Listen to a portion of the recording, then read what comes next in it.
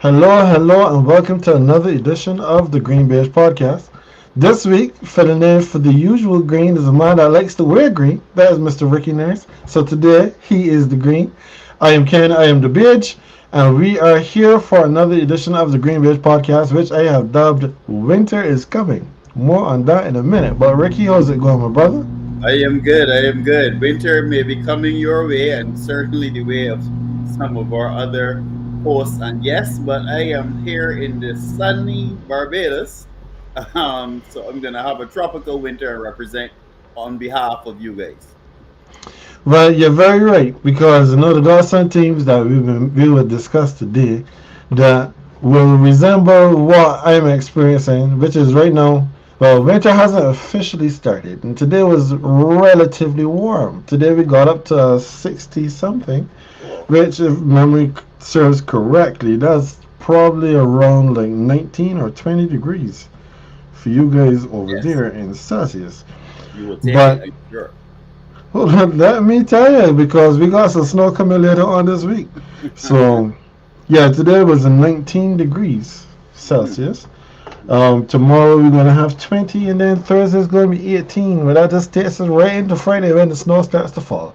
So, winter is coming, winter is here. And so for some, I guess those teams that are feeling really good about themselves, they are probably existing in the warm weather of Barbados or Doran if it was to continue the Game of Thrones analogy.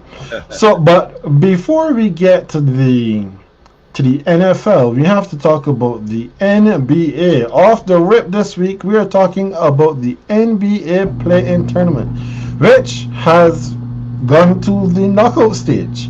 Ricky, I don't know how much attention you've been paying to the play-in tournament, but everybody is reporting that the play-in tournament has been a resounding success.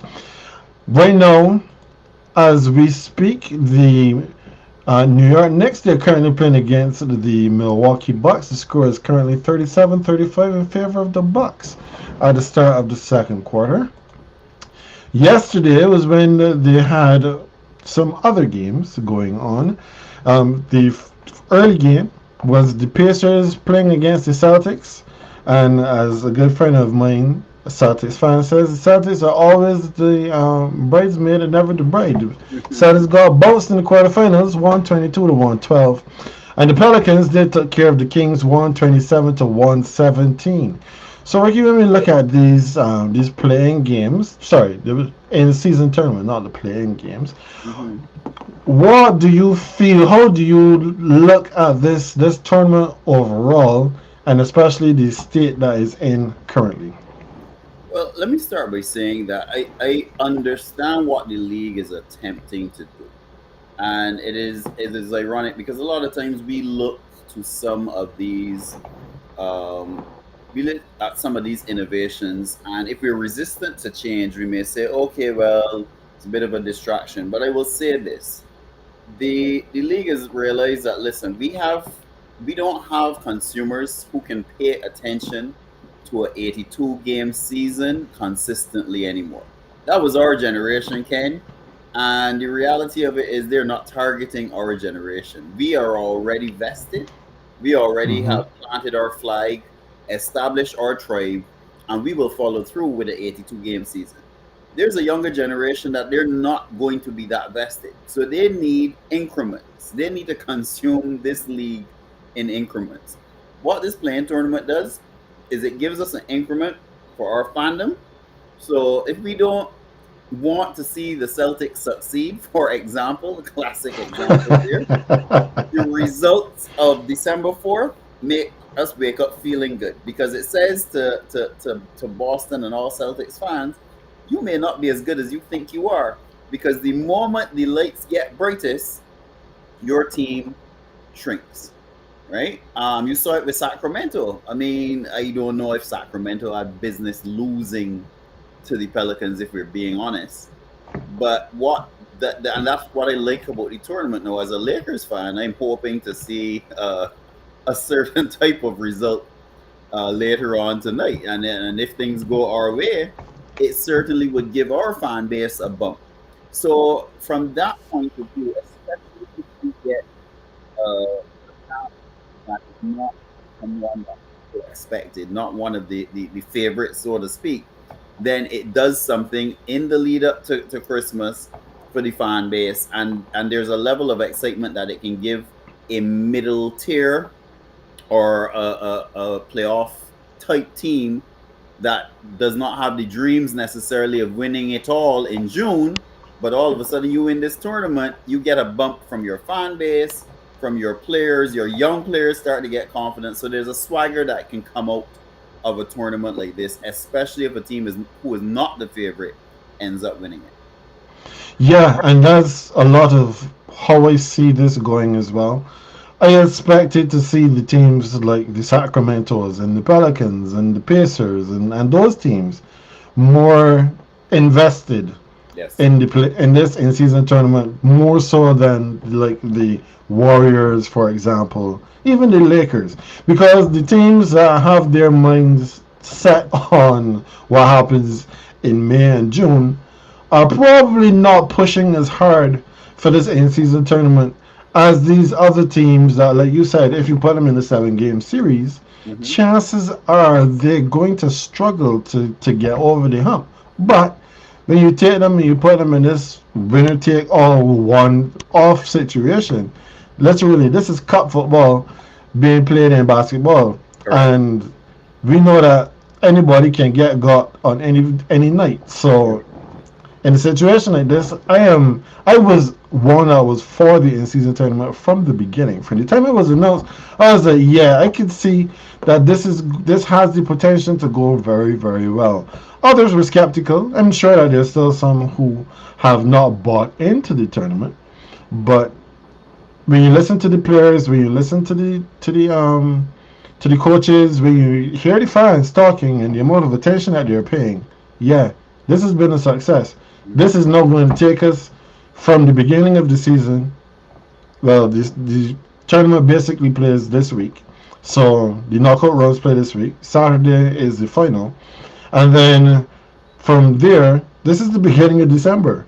Yep. So now it's just a hop, skip, and a jump over to Christmas, Mm-hmm. and then from Christmas, All Star is 2 months away, which is right after the Super Bowl. So you know nothing really happens during the Right. NFL playoffs anyway, and then we go into the All Star break, and from the All Star break, then it's the sprint to the finish, and that's when everybody really starts to pay attention.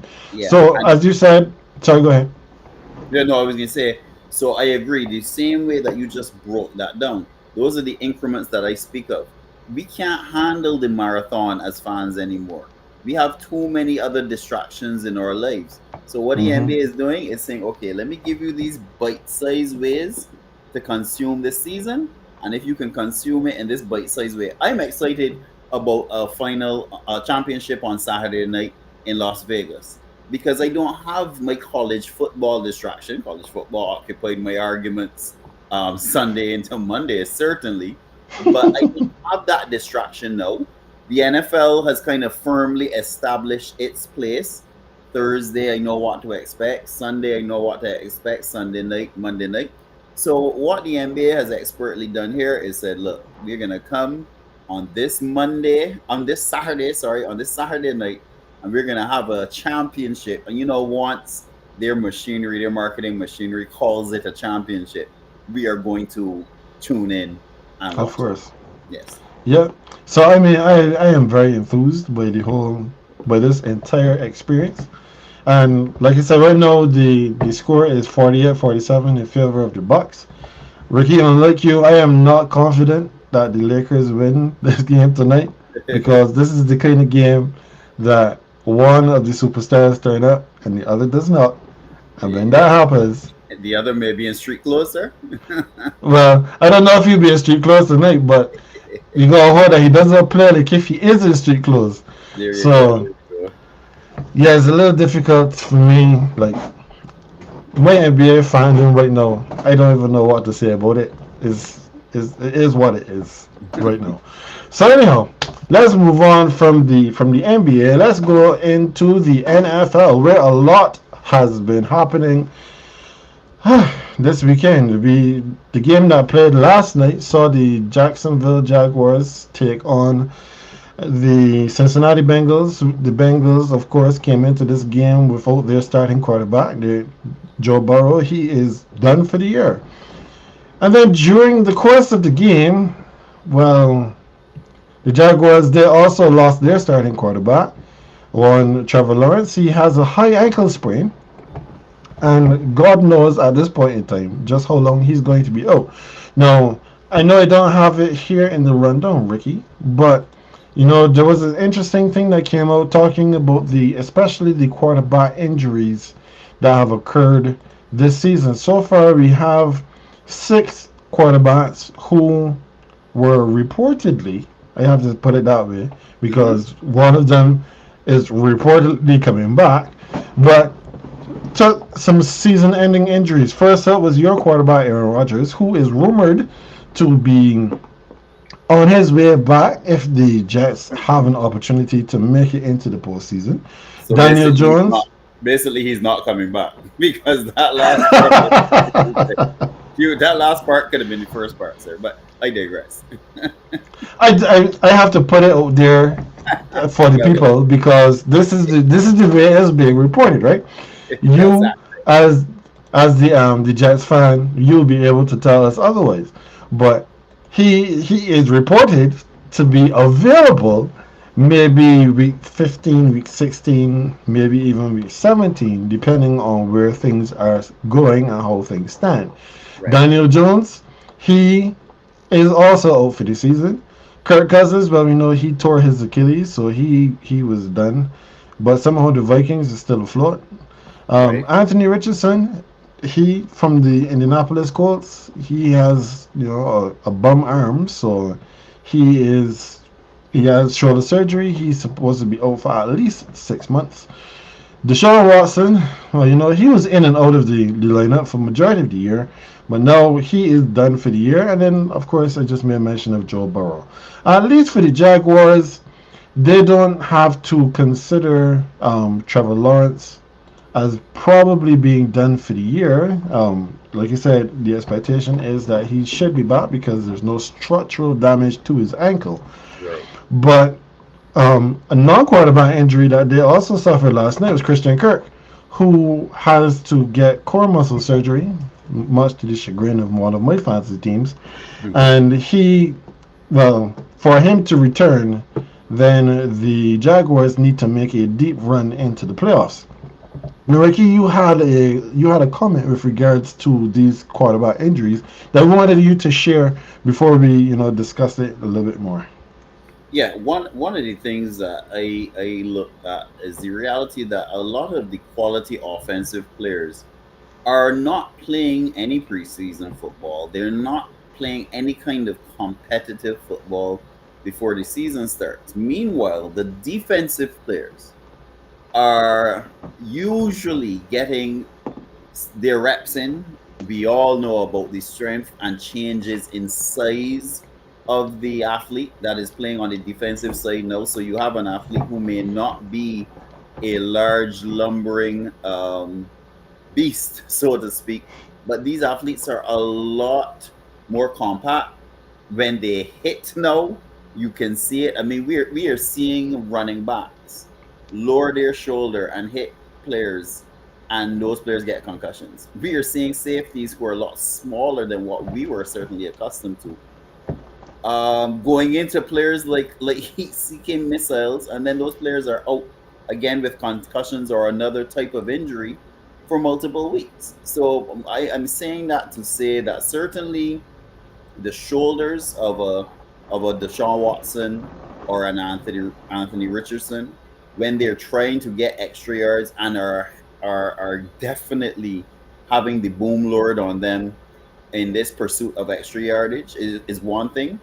The Achilles, I'm beginning to just simply think that the league may be underestimating the toll that this sport can take on some of these quarterbacks. So the Achilles, because I having had a torn Achilles in my time as a athlete, I can tell you that that is not something that is easy to recover from. So going back to even the Aaron Rodgers comment, I don't know what kind of thing he is on, but certainly when you look at it, the Cousins Achilles, the Rodgers Achilles, the amount of calf injuries. I'll be honest, when I heard the Joe Burrow calf injury earlier in the season, I was very worried that he was headed that direction as well. So I Hmm. do think that like everything else, I think the defenses have caught up to the offensive players. The offensive players are not getting the reps in because everything about this league now is to put these players in a bubble and protect them or put them in bubble wrap until the lights go on for the game. And who better an example of that than Aaron Rodgers, who was in bubble wrap until the opening night, and then Hmm. what was it, 7 snaps in? It was not that many. It was the Four first snaps, drive. 4 snaps in, Force correct. maxing. So it tells me that one of these experts is gonna have to look at the flexibility side of this thing. They're gonna have to value reps because say what you like, the players who played before them were playing and getting those reps in and playing preseason games. I'm not saying these players have to come out now and play the full preseason, but I just think that they're in such a protective bubble that when they're exposed to real speed and this type of new defensive player, some of their bodies are not holding up. Yeah, I mean, right now the evidence supports everything that you just said. The way how players are getting injured, and we see defenses are skewing younger and younger all the time. Yes. We're not talking about the defenders like linebackers and stuff in the same way that we talk about running backs, but they're getting played the same way True. because you Very you true. find that there are a few elite middle linebackers and other coverage linebackers that will play deep into their 30s. But in a lot of cases, they're getting rotated in and out, which means that the ones that are being rotated in, your job is to go there and hit somebody and hit them as hard as you can. And then when 2 years down the line, your shoulders are messed up and your knees are all bad, and all right, well, we'll just replace you with a younger, cheaper model that can come and do this for another 2 years, and then we'll just keep it moving. I don't remember which coach it was that said it, but someone said that the only way to prepare for playing football is to play football. Your body has to get callous for Hmm. the season, Yes. and in preseason, the quarterbacks wear a red jersey, so nobody hits them. And then in a lot of cases, they don't play much, if at all, Correct. during the preseason. So it's going to be difficult for them to develop the callousing that they would need to be successful, or at least to not get hurt as quickly and Correct. as easily as they have been recently. So my hat goes out to all of them. I had always said that if I was going to play football, I would have to play like a corner or maybe a safety where I get to do the hitting and not somebody hit me. Right. But the way how I see these safeties coming down and trying to fill a hole, no please. No, correct. I have no calling in that sport. Correct. If I can also add, I think Andrew Luck was kind of instructive for us, but we didn't really take the complete learning from the Andrew Luck experience. So Andrew Luck was subjected to so much punishment that he did something that we're not accustomed to seeing. He said, "Guys, I've had enough, and I'm retiring from the sport." Right? I don't think we understood the real damage that was done to Andrew Luck in that period of time where he lacked protection and just stood in that pocket and took that beating. Um, there have been comparisons made to Joe Burrow and the beating that he is now taking. And there Hmm. are some who are saying they're not surprised because when you line them up, and I guess I would have to find it and share it in a future show for you to share with the viewers in a future show. Joe Burrow has taken just as much punishment in his first 4 seasons of his career as Andrew Luck. So we don't want to extrapolate that by any measure, but Hmm. again, we underestimate at times just how many times because we're not seeing the direct hits. We underestimate the partials and the hurries and that type of pressure. Hmm. Yep, for sure. For sure. So I mean, this is something that we would definitely have to pay attention to. Um, the NFL has done everything it can to keep the quarterbacks on the field, and the quarterbacks still find a way to get hurt. Yeah. And well, this is just as an aside, but we often heard about how injury prone one Lamar Jackson is, and Joe Burrow, for the time that he's been here, has been just as injury prone. But we are not. It is a different kind of conversation. The narrative is framed very different. I'm glad you mentioned that, Ken, because you are quite right. The conversation and the narrative around Joe Burrow is never we don't hear injury prone uh, Mm-hmm. as a narrative connected to Joe Burrow. But you are quite right. I also will also say that I think what is happening now is that because of the approach to the salary cap, I think these teams. I remember when, and aging myself here, but I will do it anyway. I remember when Joe Montana had Steve Young as his backup quarterback. And everyone who was watching football back then who would pay attention to that 49ers franchise understood that Steve Young may have been among the top 15 quarterbacks in the league, and he was the backup to Joe Montana. But that doesn't happen now. And I'm Exhibit A. I had Tim Boyle, who thankfully we got rid of today, right? I had Tim Boyle as my backup and Trevor Simeon. Well, all that tells you all you need to know. These teams are not investing in a quality backup. So now we're Mm-hmm. seeing situations where the moment the starter goes out, some fan bases said, "Oh well, there goes the season." I remember the days that would happen, and in comes the backup, and that backup QB would be able to win you, 4 out of 7 games, and you would take it because you keep your head above water. That is not happening now in today's NFL. Well, I mean, it's interesting that you say that about the backups because that now leads us right into the weekend recap You call that a where, segue? oh yeah, perfectly done. Where, as always, I come up with a headline. You tell me if this is cap or no cap. And this first headline comes out of the game last night because, again, we made mention of Trevor Lawrence getting his ankle stepped on by one of his linemen. And the way how he crumpled, it really did not look good. And the fact that he really couldn't put any weight on the leg also didn't look good.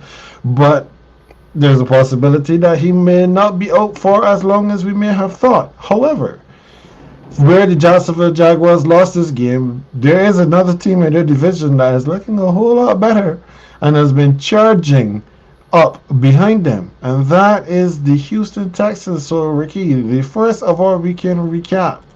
The Jacksonville Jaguars will lose the AFC South to Houston. Cap or no cap? I say no cap, because I believe that 49ers South and 49ers West will both win will both win their divisions. I jokingly call Houston 49ers South because the reality of it is that team has been put together in a similar fashion, but I must give young CJ Stroud credit because he has poise beyond his years and wisdom within his between his ears. Let me put it that way. So what we are seeing from Houston is a team that is quite capable, albeit a very young team, of taking the AFC South. And the reality of it is, if Jacksonville was who we thought they were, they would win that game at home last night against the Cincinnati Bengals. So I think that we've seen a few teams kind of been exposed a little bit. I remember when I was invited onto this show about maybe 6 weeks ago, we thought the Lions were someone else, and then the Lions kind of got exposed. And I'm seeing the same thing now with this Jacksonville team. I watched that game last night, and the Bengals just kept fighting, and there is a structure that Houston has that I think gives them a big advantage over, or slight advantage, I should say, over Jacksonville. So yes, advantage Houston. If I had to pick one, I advantage Houston in terms of the team that I think would win the AFC South. So, yeah, I agree. I agree. This is not cap. I always feel good when they come up with the ones that may not necessarily be obvious because it's Right, easy to come up with an obvious one, right, but something that is worthy of sparking some discussion. So I looked at this situation. So first off, let's look at where the two teams currently stand. yeah, The Jaguars are 8-4. The Texans are 7-5. So that is the first thing to give you a bit of a clue as to where things stand. Now, they split the season series.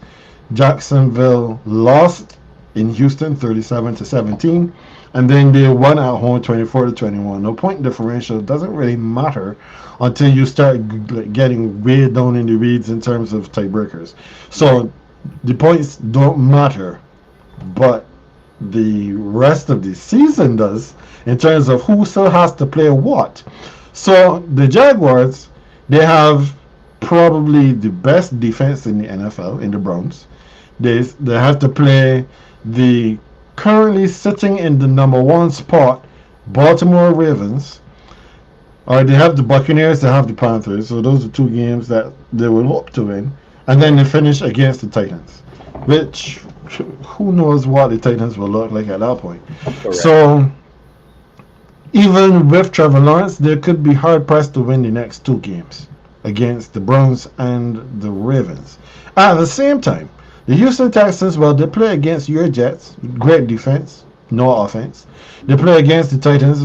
Well, I mean, the Titans kind of will be kingmakers at this point because they still have both games against the Titans, the Browns in between there, and then they finish against the Colts, Right, which on paper is a much easier schedule than what the Jaguars are facing. And there is only one game between the two of them. So I expect that the Titans, sorry, not the Titans, the Titans are going to beat the Texans. I don't see that happening. And the Titans will not have anything to play for in week 18 when they play against the Jaguars, except to play spoiler. And you right, know that that is one thing that they would definitely be able to do. So I agree with you 100% that Houston are the ones in the box seat, even though they are currently in the back seat right, behind the Jacksonville Jaguars. And this all still two hinges on if Trevor Lawrence comes back or not, because if he does not make it back, then it is a wrap. That is it for Jacksonville and this NFL season, at least in my estimation. hmm, So we move out of the AFC and go over to the NFC. Because Ricky, you're AFC and I'm NFC. Of course, I am not correct. wearing. While I'm wearing black and gold, I am not wearing Saints colors because I am pretty much done with them for this season. I am wearing the colors of a team that was victorious today. A team that has actually given me lots of joy so far this season, which is not New Orleans, because New Orleans, all they do is give me headaches and heartache every single weekend, win or lose. But in relation to the NFL, I'm looking at what's happening right now in the NFC East. The NFC East for the long time was the NFC least, and I'm not so sure that we should retire that moniker just yet because they have two very good teams in the NFC East and then two very bad teams in the NFC East. And the two good teams are Dallas and Philadelphia. Now, to recap what happened this weekend, well, the Philadelphia Eagles, they played against the San Francisco 49ers at home, but it didn't matter if they were playing at home at San Francisco, if they played on the moon, if they played under the ocean, if they didn't, it did not matter where that game was played because San Francisco came into that game with every intention to mollywop the Eagles, and mollywop them they did to the score of 42-19. Meanwhile, the Dallas Cowboys, well, they played a very competitive game against the Seattle Seahawks, and they came out on top, 41-35. At this point, no, the Eagles still sit atop the NFC East and the NFC in total at 10-2, whereas the Cowboys are 9-3. Similar situation to Jacksonville and Houston, just one game back.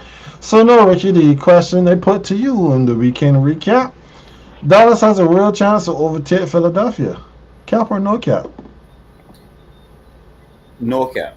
They do have a real chance to overtake them because when we look at the schedule, we are really heading into the meat of the matter now. We're heading into the part of the schedule where not only is the division determined, but yeah, this conference can be determined as well because one advantage Philadelphia had was they just had that one loss, by the way, to a team by the name of the New York Jets. We were the only team, ironically, that had beaten the Eagles.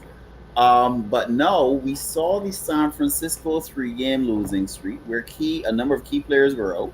San Francisco not only got them back, traded for some extra talent, and up to today, I believe they added an additional set of talent because I think Logan Ryan was added today as well. So San Francisco is telling us everything we need to know. They have retooled, reloaded, coming out of the bye week, and they're ready to take the conference. What Dallas, I think, is saying, okay, these Eagles are a bit wounded. This is a wounded bird. And the Eagles' defense, for all the hoopla we had coming out of the draft, how did we allow Howie to secure these Georgia Bulldogs? Well, guess what? A funny thing happened on the way to the coronation for the Eagles. That defense has not played well all season. Anyone who plays fantasy football will tell you that, right? Mhm. So as a result, now, what has happened? We heard that Mike McCarthy was allergic to throwing the football. Well, guess what? Guess who's leading the NFL in passing touchdowns? One Dakota Prescott. Right? So I'm just saying that the way the Eagles struggles right now and the Cowboys' strength, there's alignment. The Cowboys are throwing the ball at a rate to CeeDee Lamb, to Brandon Cooks, to their tight end, to anyone that can catch that is dealing right now. And the Cowboys' defense, they started out like a house on fire, but look at who they played. But they're still a top 5 defense in the NFL. I think we can agree on that. So I think the stars are kind of aligning that the adversity of the season could take place for Philadelphia right now. And if that does take place as expected, and you look at their schedule, yes, Dallas can definitely overtake them in over these next 3 games.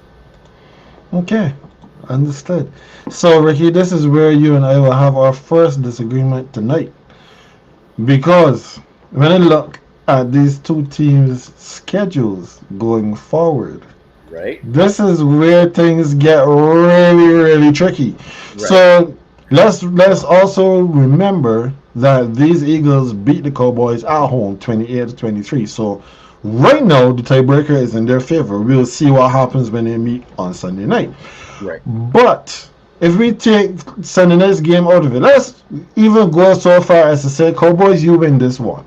So now the two teams are level in the standings, both of them sitting at 10-3, right? Right. The Philadelphia Eagles' rest of schedule, they have the Seahawks, which just played the Cowboys really close. Right. But they got 2 games against the Giants and 1 against the Cardinals. They have a cakewalk over the last 3 weeks of the season. Mm-hmm. However, on the Dallas side of it, they have the Buffalo Bills that nobody knows exactly who or what the hell they are, and are Correct. currently literally playing for their playoff lives because the margins are too thin for them. They can't afford to drop any games going forward. Then, Cowboys on Christmas Eve, they go to Miami. Mm-hmm. That's a problem. Right. On December 30, then they're at home for the Lions. I mean, then they finish with the Commanders. So that's nothing. But of those 3 games, they could easily go 1-2 or 2-1. And if they go 1-2 or 2-1 over those games, and Philadelphia beats the Giants both games and the Cardinals, Philadelphia still wins the division. And I put more faith in that outcome than to say that the Dallas Cowboys are going to run the table from here to the end of the season. So yeah, I think that this one is a little bit of cap because the Cowboys, I don't trust the Cowboys enough at this point to say they're going to beat Buffalo, that they're going to beat the Lions and the Dolphins. Nah, that's a bit much. I will say this is where my AFC East bias comes in. Because when I look at the 6-6 Buffalo Bills, I also can't say that I know which team is going to show up.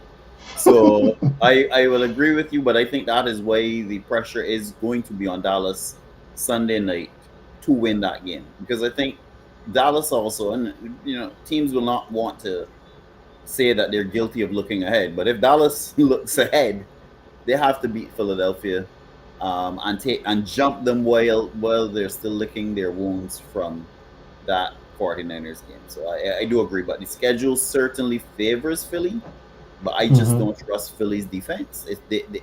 Lesser teams than what you mentioned in their schedule ahead have put up points. The same Commanders light up Philadelphia in 2 games, made That they Sam did. Howell a fantasy football darling in 2 games this season. So I can't tell you that Kyler Murray is incapable of lighting up that same Eagles secondary, because everyone seems capable of lighting up that Eagles secondary right That is completely fair.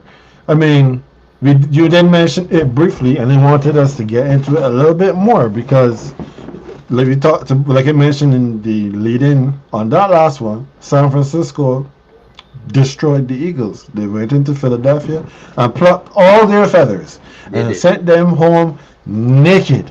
They did. So now, when we look at the NFC playoff picture, the Eagles are still at 10-2, but now the 49ers, they are 9-3. They are right behind them. I mean, if you look at it, really and truly, it is very tight at the top of both of these conferences, where the Eagles are 10-2, 49ers 9-3. The Lions are also 9-3. Um, and I mean, the Lions they just beat my Saints. And then, of course, the Cowboys are right behind them at 9-3 as well. Whereas in the AFC, well, I'll talk about the AFC in a second. So when we look at the 49ers now and how they dismantled the Eagles, they now have the tiebreaker in their favor. And if the records end identically, then San Francisco is going to leapfrog Philadelphia. So, Ricky, cap or no cap, San Francisco will be the NFC number one seed. Uh no cap. Because I don't think that this current San Francisco 49ers team is going to drop another game.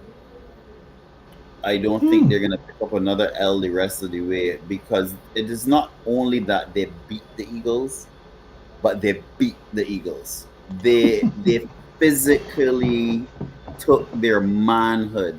I mean, Debo Samuel by himself took the manhood of that team.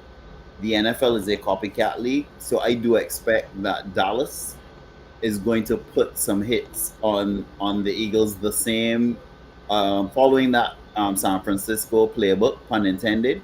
And I think almost every team that you mentioned that has to play Philly the rest of the way are going to try to out physical the Eagles because of what they saw in that 49ers game. And all the Niners need to do now is to finish with the same amount of games in the L column as Philly, and they will have the tiebreaker. And I do think that that can happen as soon as this Sunday night when Dallas beats Philadelphia. Interesting. Hmm. So I've been a little on the fence on this one because, all right, I just said that I expect that Philadelphia is going to win enough games to stay ahead of Dallas because of the strength of the remaining schedule. When I look at San Francisco's schedule coming up, they have a couple trick. They have some tricky games Hmm. still to play. They play against the Seahawks. The Seahawks all well, not always because 2 weeks ago they beat them 31-13. But Right, usually the Seahawks play them pretty closely. right. Um, and then they play against the Cardinals, so that should be an easy win. Right. But they still have to play the Ravens, and the Ravens could be a loss. It could be. Yes. Then after they play the Rivers, they have the Commanders. That should be a win. And then they finish against the Rams. The Rams right now are still on the bubble. They're not completely out of playoff contention. They're currently 6-6, and they're second in that NFC West division. Nobody is catching the 49ers to win the division. But the Rams, they will still have something to play for, and they will need to win that game. Whereas by that time, Philadelphia may or may not have clinched, depending on how the rest of games go. Hmm. I am not 100% convinced that San Francisco gets this done. I'm not 100% sure that they are able to overtake because, yeah, when everybody's healthy, they look like a juggernaut. But when anything goes right, and this is the NFL, things in terms of injuries can happen at any point in time for any team. And then when someone gets hurt, especially for San Francisco, if Brock Purdy doesn't have Debo Samuel, he doesn't have Brandon Ayuk, he doesn't have George Kittle, he doesn't have Christian McCaffrey, he's not the same quarterback. I cannot disagree with you there, sir. Because if there's one team that will find a way to develop a hurt locker, it is the San Francisco 49ers. And just by the nature of how they play, I mean, we're saying so in jest, but that team actually they play in such a fashion that the running back position and the quarterback position do end up at risk quite often. Yeah, but at least to his credit, Kyle Shanahan has not run quarterback power anymore. Praise, praise the Lord. he, he finally learned something. So it would seem. And that for me has always been my question mark where San Francisco is concerned. It's not about the talent level on the field. Yeah, and Brock Purdy is making some very good decisions. It's always been with that head coach because he is one that likes to play mad scientist. Hmm. And when he plays mad scientist, I mean, Christian McCaffrey has not shown himself to be very sturdy up until he got to San Francisco. He has been injured fast and often when he Hmm. was at Carolina. Correct. Do we believe that his injury history has all of a sudden changed? No, because he is no longer in the dirty South, and he's over in Santa Clara. I am not convinced, but someone could call me a hater because the Because CMC they was, yeah, because they can. The CMC was never my guy anyway. When I look at those dual threat running backs, there's an interesting comparison to be had between him and one AK-41, Alvin Kamara, because especially like with all of the touchdowns that Christian McCaffrey has scored this season, I think up until like 1 or 2 games ago, he and Kamara were dead even in terms of touchdowns, um, the catches out of the backfield, everything. They're pretty much the same kind of player, except that CMC clearly is in a much better situation. So yeah, right. so on this one, I have to say cap for now. But as Stephen A likes to say about his Stephen A list, it's fluid. It's fluid. Indeed. This is not set in stone.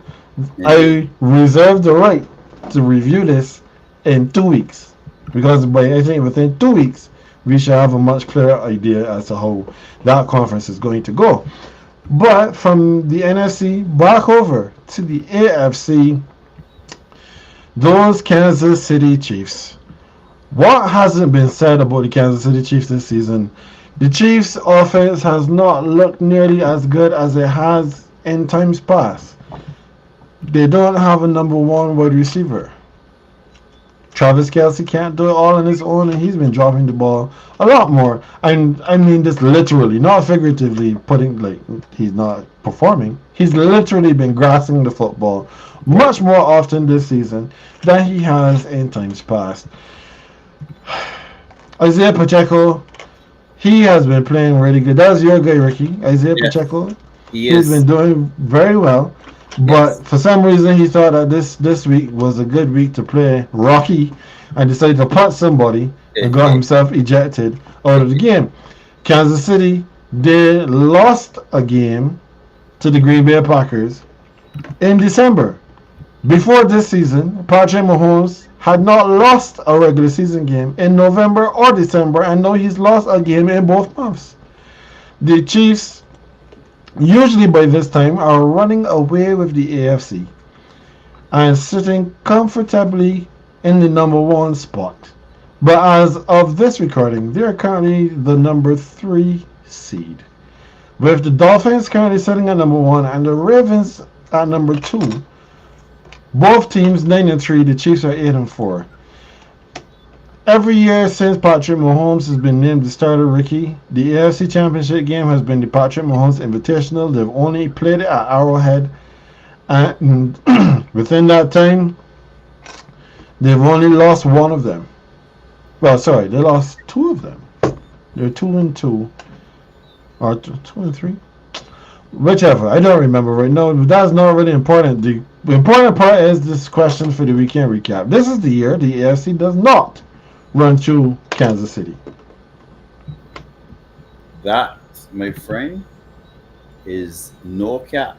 This is the year that the AFC does not run through Kansas City because Kansas City failed to address a glaring need. Kansas City got through last season without having a true number one wide receiver. They got by with saying, okay, it is Mahomes to Kelsey.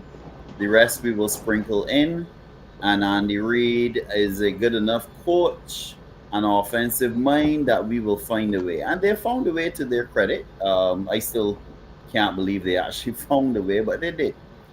And a funny thing happened. They went into the draft and they saw wide receiver talent and they let it pass. And they did not address a dire need. And anyone want to understand the level of talent that they had just needs to have a look at Tyreek Hill on a weekend, putting up better numbers by far than anyone in terms of this chase for 2,000 yards.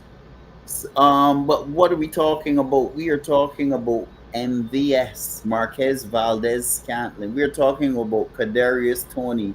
You don't even know if he's gonna make it to kick off on Sundays with this guy because he can step out of bed and tear a tendon. We are talking about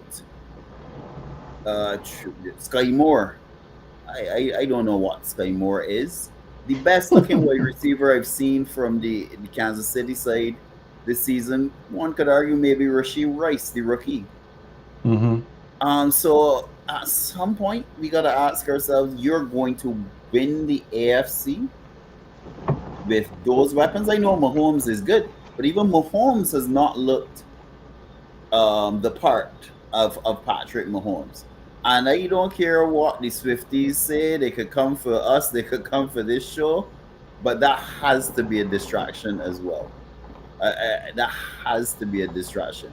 Because that franchise tight end that normally you can build your offense around and will find a way to get free, he is not getting free. He is having some very average tight end production days. And I say all of this knowing that the Chiefs' defense has been a lot better than a lot of the defenses that they took to these titles in the years that you mentioned. So that is the irony. When the defense has finally raised themselves to another level, the offense has just been sputtering, and the Green Bay game reinforced it because that team could not find a way to get consistent offense going.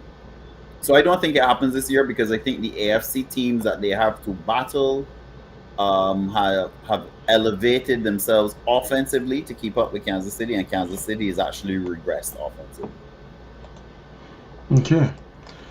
So similar to when I was looking at the running for Philadelphia, it's difficult for me, Ricky, at this point in time to still go against Kansas Patrick City. Mahomes and the Kansas City Chiefs. It is really hard. And part of the reason for that is when I look at the teams around them and the run-ins that they have, right? Mm-hmm. So Kansas City currently sits at number 3, and they're going to win their division. That's that's Yes. for sure. Yes. So let's look at Kansas City's running first. They have the Yes. Bills. Right. And I'm not, Ken, I'm not giving them a win You in that. can't. I can't get on the Bills. I Yes. can't just cross off the win for the Bills either. Thank you. All right. Then they have the Patriots. No, the You will Patriots. give them that because the Patriots can't score 10 points. The Patriots can score a point this Well, weekend. that's They, true. they, they had a team that did score a touchdown, that kicked 2 field goals, and still lost. Correct. So they should win that game. Should. They play against the Raiders. They'll Let need me, to get revenge on that one. let me say that is Christmas Day, and this Raiders team is not your Josh McDaniels Raiders team. That's for So sure. if I've seen enough now to know that this Raiders team could rise up and find a way To to upset. upset them on Christmas Day. I can't give them, I can't give the Chiefs, and maybe that in itself is the an indictment on what you were saying with this question, because I can't give the Chiefs that game like I would have in the past. Mm-hmm. All right, and then there is the Bengals. They play the Bengals on New Year's Eve. Mm-hmm. That should be a win It should, because yes. I mean, unless Jay Bronin comes and starts throwing the ball all over the Yeah, park like he did last he night. certainly did last night. That was remarkable. It All was, right, and then the finish against the Chargers. That should always be a win yeah, because that is definitely. all right. So that's the Chiefs winning. Now the Dolphins. Who do the Dolphins have? Let's see who the Dolphins have in their running. In their running, the Dolphins they have the Titans. That's a win. The Mm-hmm. Jets should be a win. Yeah, The Cowboys. we can't score 10 points. So yes, Yeah. So the Cowboys. That's a coin flip, in my opinion. agreed. Then they have the Ravens, and then they finish against the Bills. So Yeah, I see. that's I see what you're saying. That's certainly a tougher gauntlet than what we just went through for Kansas City. Agreed. and then the Ravens. The Ravens are the other team that we are looking at Right. here. And to me, this is the team that will finish ahead of Kansas City on record. Just let me say, the Ravens. Wow. So the Ravens they have the Rams, the desperate Rams. That Desperate Rams, granted, but rested Ravens. Desperate Rams versus rested Ravens. Rams have a broken cup, a gimpy puka. So I have to give the rested Ravens the advantage at home against the desperate Rams in that game. all right. That way. So then they're playing against the Jaguars. Even if Trevor Lawrence does return this season, he's not going to be back. I don't think by this Not game. So with that his high ankle sprain. A high ankle sprain, no, he would have to be a medical wonder. Correct. you mean he have to be another Aaron Rodgers? Well All played, sir. Well played. right. So Right. Christmas Day, then they play against the San Francisco 49ers. Yes, that is a tough one. I can't call that game right now. And then they play against the Ravens on New Year's Eve. Sorry, the Ravens play the Dolphins on New Year's Eve. Right. Yeah. So again, challenging, but I guess because for me, I am not giving the Chiefs the benefit of the doubt that I gave them in the past. So Mm-hmm. therefore, I can see Buffalo beating the Chiefs, which would then give Kansas City their what? That would be their fifth loss. Yeah, their fifth loss. Right. And I don't know that the Ravens will end up with 5 losses. And as much as I'm a AFC East New York Jets loving fan, I don't know that the Dolphins are gonna end up with 5 losses either. So therein lies my challenge. Hmm. Because Right. if the Ravens and the Dolphins end up with 4 losses and Kansas City gets their 5th loss against Buffalo, then that's all you need for the road not to run through Kansas City. Fair enough.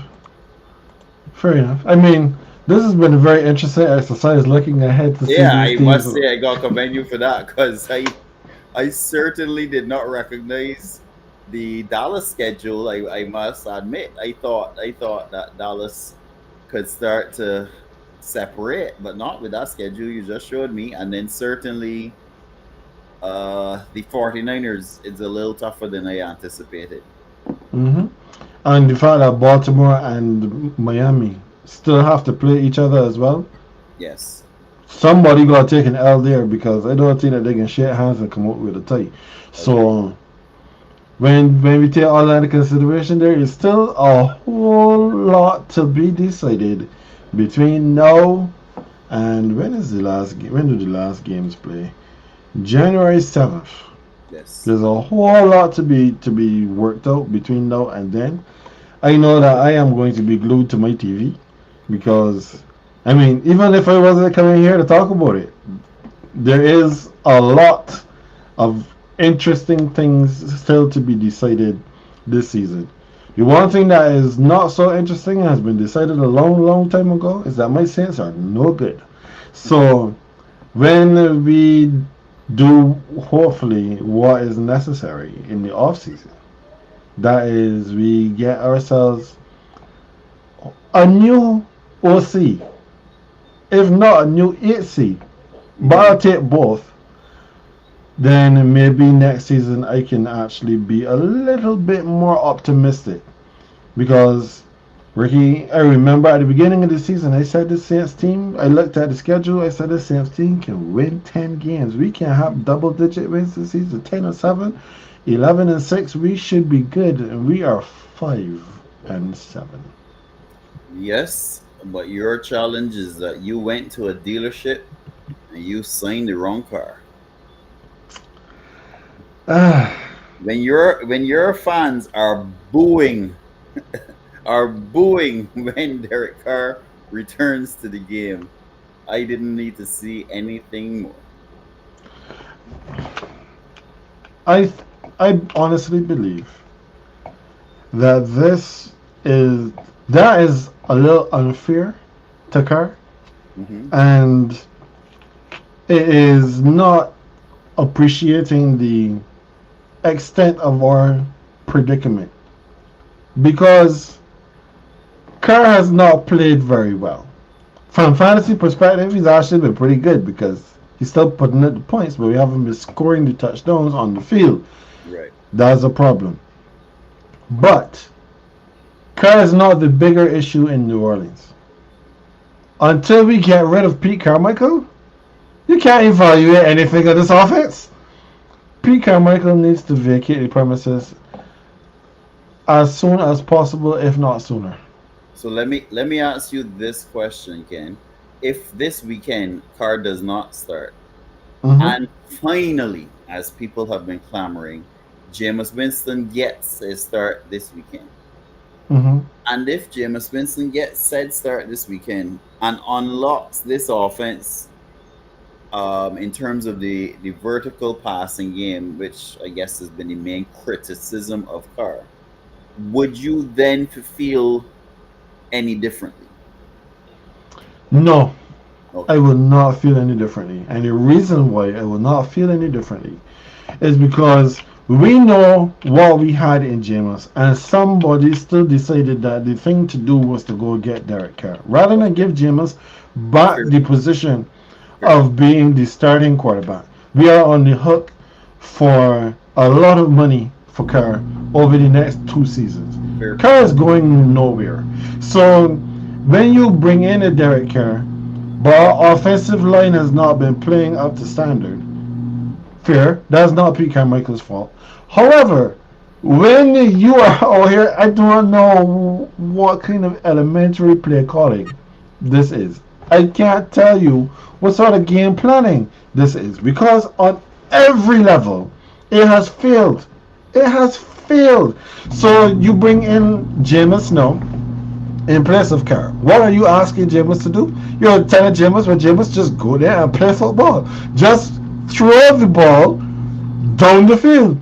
Because you're going to say that Carr doesn't want to throw the ball down the field, but if the guys aren't getting open down the field, or the offensive line isn't holding up good enough to give him time to get the ball down the field, then what is he supposed to do? I still believe that Carr is an above average quarterback. I believe that Carr is a top half of the league quarterback compared to some of these, especially with a lot of the injuries that we have seen. I But will Pete say, Carmichael says is handcuffed for Carr. So I will, until we get Carmichael out of the building, nothing's gonna change. yeah, I will say this though: the Michael Thomas tweets um, were not very flattering of Carr, No, definitely um, not. and so I just I will.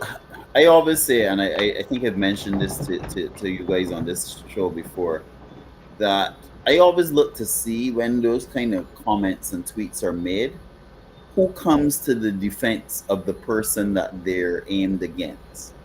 And again, I find it a little instructive that no one has really come out and defended Carr after Michael Thomas made those tweets, which have since been removed, but they were out there anyhow. So Hmm. I don't, there's just some kind of undercurrent that I don't understand. I don't understand what is at play because I don't understand how Michael Thomas feels comfortable enough to make those tweets while injured. And he basically making it sound like Carr just can't see it, as he put it, or the passes that he makes are passes that would get a player injured. Hmm.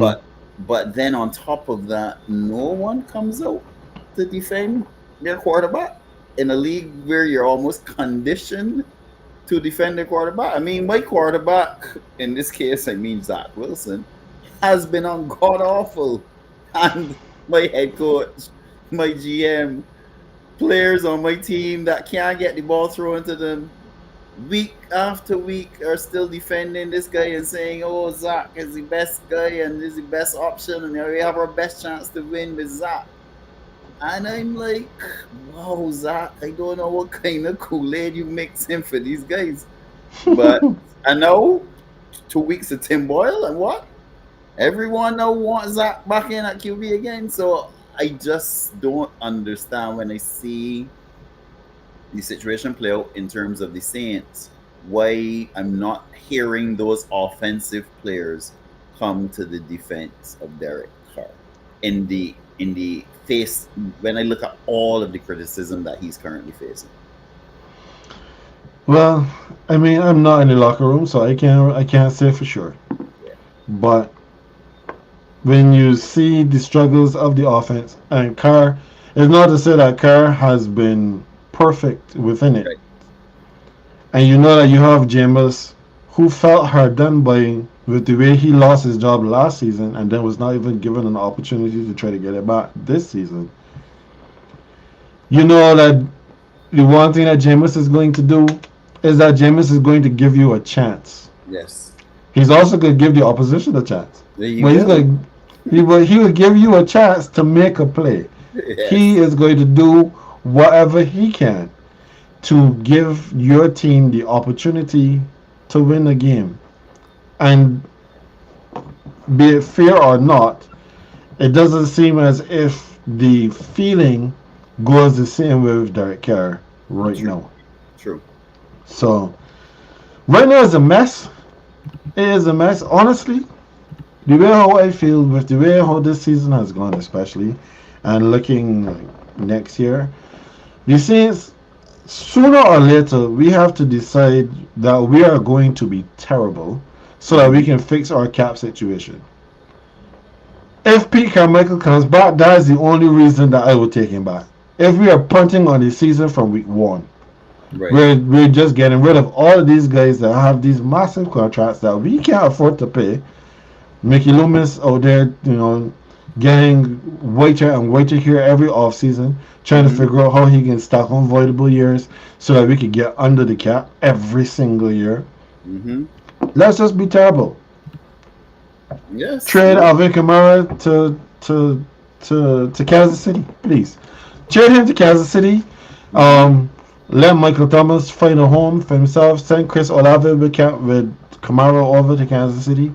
Just get a little draft capital, and then we will just, we will have nothing. Mm-hmm. We'll probably go 2-15.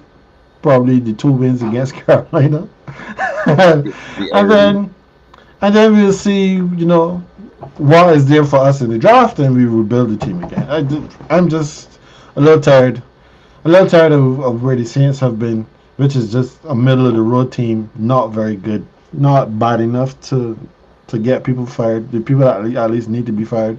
Right. World champion is over here winning games in Denver. We need to blow it up. We need to blow it up and come again. Agreed. It's that kind of time. And speaking of time, Ricky, we are at time. We have Yes. been here for a little bit. Mm-hmm. It has been fun. I have definitely enjoyed our conversations as we looked at what's happening in the AFC and the NFC. You know, just to go back to the theme of winter is coming. Winter is here for Jacksonville. Here. Dallas Dallas is currently basking in the sunshine, while Philadelphia is probably, winter is coming for them. Maybe Kansas City, definitely they can see the White Walkers coming over there, right? So because things is not Indeed. looking very good. But that has been our show for today. So Ricky, before we get out of here, you can just let the folks know where they can find you and what you may have going on. Yes. At on Instagram or Twitter, Ricky_nurse. That would be me. You can find me in both spaces and most places. The next 20 days, I will be preparing for the juggernaut that is Christmas and the holiday season. I want to extend to all the loyal listeners of the GreenBaje podcast blessings and season's greetings. Because, as we all know, it has been a roller coaster ride of a year. But as per usual, we continue to talk, interact, and have a great time on this podcast. So I wanna thank you, Ken and AJ, and the wider team. And yeah, and I just look forward to some very very exciting sporting events as we move forward. Well, thank you very much, sir. I appreciate your willingness to come on as always. To the viewers and listeners, we bring Justin's apologies. Life happened, work happened. He was not able to be with us as we had planned and intended from last week, but he shall be back. I know, Ricky, as you said, this is your Super Bowl. This is you Yes. heading into the most busy time of the year for you, so we appreciate the time that you were able to give us tonight as well. For the GreenBaje podcast, we are here hopefully every Tuesday, unless life happens. That Hmm. that has occurred a few times, but we are here every Tuesday. It is 5 p.m. on the Pacific Coast, 6 p.m. Mountain, 7 p.m. Central, 8 p.m. on the East Coast, and currently 9 p.m. in the Caribbean. Our audio only podcast. That is where we take the audio from today's conversation. That can be found pretty much everywhere. You just look for GreenBaje and you can find us. If you can't find us, you're not trying. We are going to be back again next week. I will be here. I can't say for sure who else will be here, but we'll see. We're playing this all by ear. We are having a lot of fun here, and we want you to tell a friend, encourage someone else to join us here in the GreenBaje podcast. We will be back. So again, Ricky, thank you so much. Like this video, subscribe to the channel, hit the notification bell. And for this week, that was Ricky Nurse. He was the Green. I am Ken. I am the Beige, and we shall see you next time.